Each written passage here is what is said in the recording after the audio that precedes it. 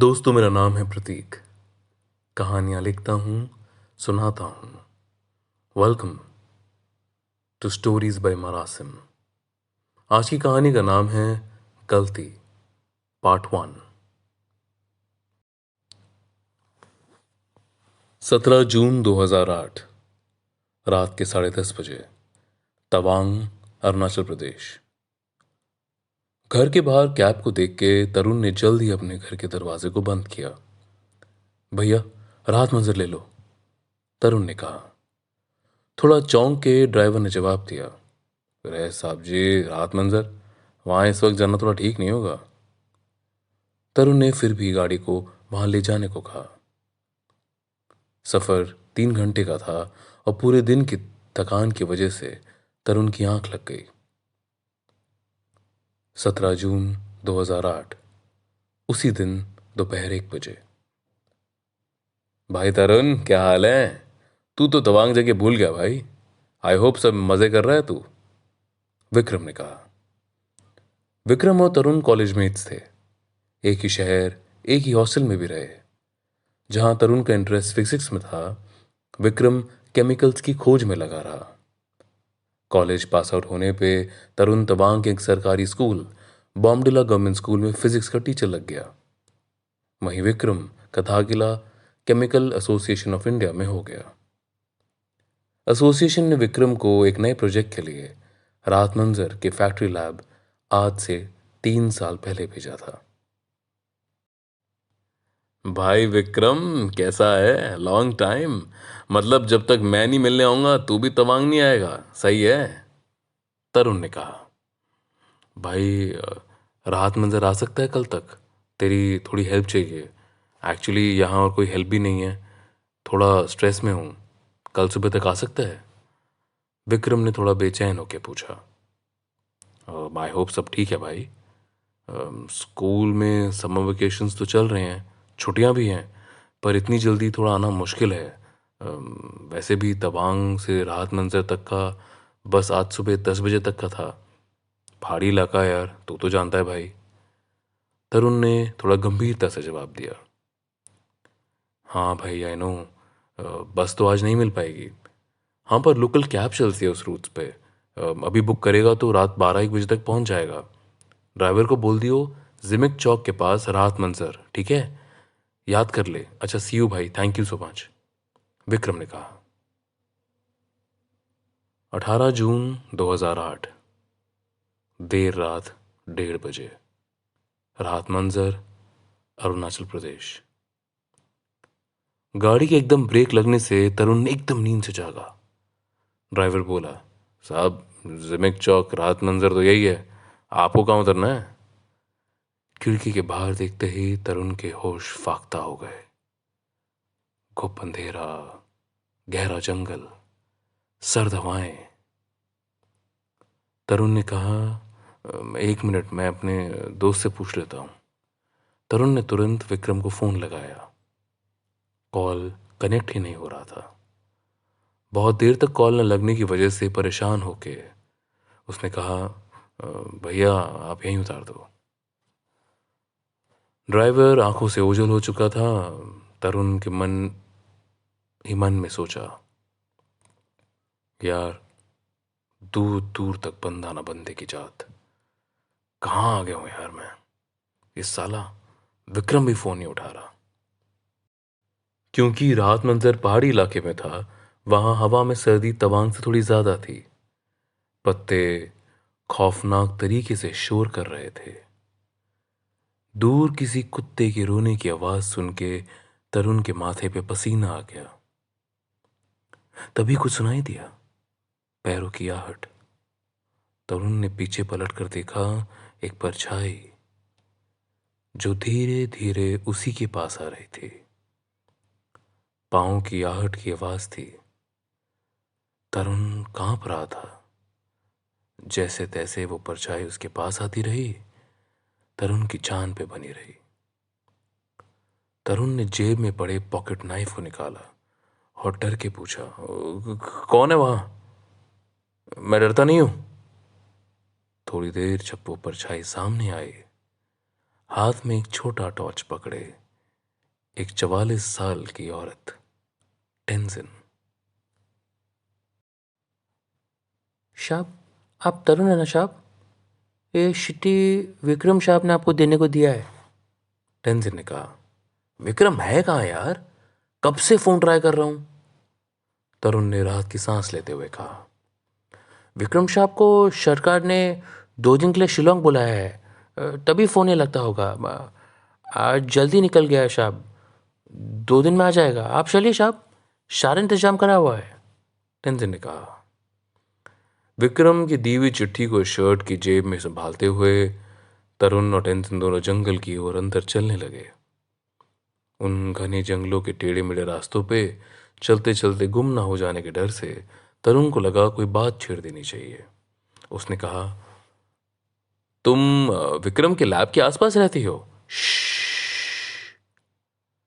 कुछ मत बोलो साहब, अंधेरे में शैतान सब कुछ सुनता है। टेंजिन ने धीमे सुर में कहा। बाकी रास्ते कोई बात नहीं हुई। कुछ आधे घंटे चलने के बाद वो एक छोटे से कॉटेज के सामने आ गए। टेंजिन ने आगे बढ़ के दरवाजा खोला। तरुण ने आसपास देख के पूछा, यहां आसपास कोई घर या बस्ती वगैरह नहीं है? ये सरकारी कॉटेज है साहब, बस्ती पहाड़ी के उस तरफ है। टेंजिन ने कहा। अपने बैकपैक को मेज पे रख के तरुण पास पड़े सोफे में जा धंसा। जूते निकालते हुए उसने पूछा, तो फिर घर का सामान खाना वगैरह? वो सब मैं देख लूँगी साहब, खाना तैयार है, आप फ्रेश होके खा लो। टेंजिन ने कहा। मुंह हाथ धो के कपड़े बदल के जब तरुण बाहर आया तो खाना मेज पे रखा था और टेंजिन जा चुकी थी। खाना खा के तरुण जैसे ही बिस्तर पर लेटा उसका शरीर जैसे तनाव निकालने लगा। रजाई की गर्माहट में तरुण ने आंखें बंद कर ली। मन ही मन में सोचा, कुछ तो बहुत अजीब है इस जगह में, इस टेंजिन में। सोचते सोचते कब उसकी आंख लग गई उसको पता ही नहीं चला। सुबह सुबह बादलों की तेज गरजने की आवाज से तरुण की नींद खुल गई। उफ, कितना डिप्रेसिंग मौसम है। एक तो ये चुभती हुई सर्द और अब ये बारिश। ब्रश करते करते उसे याद आया कि कल रात विक्रम की दी हुई चिट्ठी को उसने बिना पढ़े ही अपनी शर्ट की जेब में रख दिया था। उसने डोर के पीछे हैंगर में अपनी जीन्स और शर्ट को टांगा था। जीन्स तो वहीं थी लेकिन शर्ट गायब थी। उसने पूरे कमरे में ढूंढा पर उसे वो शर्ट नहीं मिली। तभी उसे किचन से प्रेशर कुकर की सीटी की आवाज सुनाई दी। तरुण किचन की ओर बढ़ा। अचानक कुछ सुन के उसके कदम रुक गए। तरुण ने सुना कि किचन के अंदर टेंजिन दबी हुई आवाज में किसी से बात कर रही थी। किचन के बाहर खड़ा तरुण सुन रहा था। एक आवाज तो टेंजिन की थी पर यह दूसरी शायद किसी बच्चे के फुसफुसाने की। जैसे ही तरुण किचन के अंदर घुसा टेंजिन झटके से उसकी ओर मुड़ी। तरुण ने देखा कि किचन में और कोई नहीं था।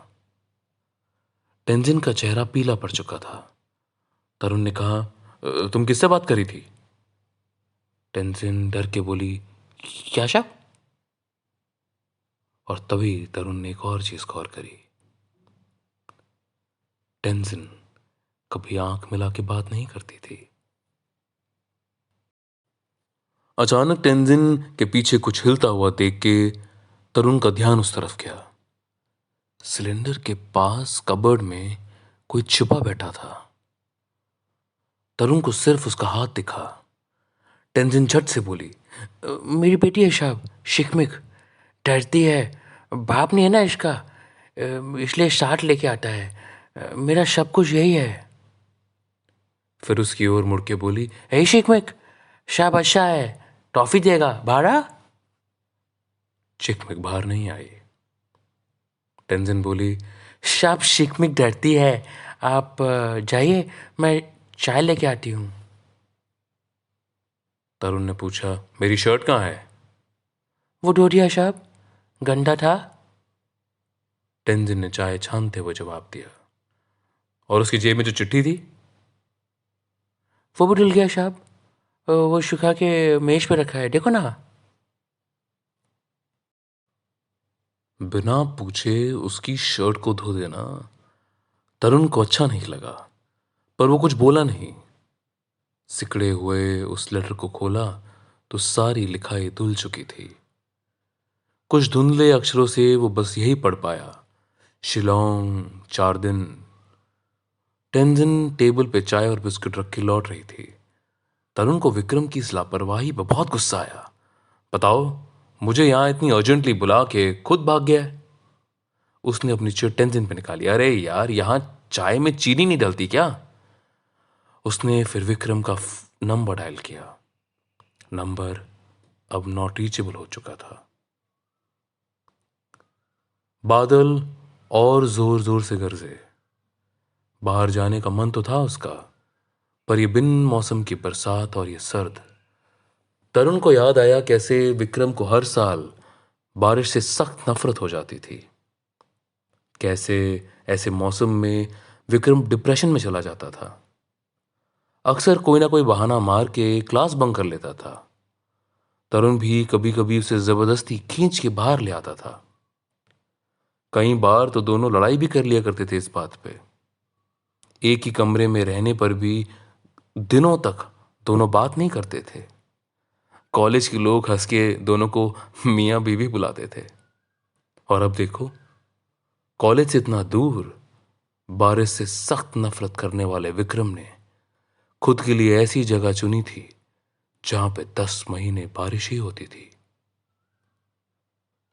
खैर, कुछ खास प्लान न होने की वजह से तरुण ने फटाफट अपने बैग से खालिद हुसैनी की किताब अ थाउजेंड स्प्लेंडेड सन्स निकाली। स्टडी टेबल पे पढ़ना शुरू किया। यह किताब ना जाने वो कब से पूरा करने की कोशिश कर रहा था, पर स्कूल का सिलेबस, घर के काम की वजह से पूरा नहीं कर पा रहा था। दोपहर से शाम हो चली थी। बाहर अंधेरा हो गया था।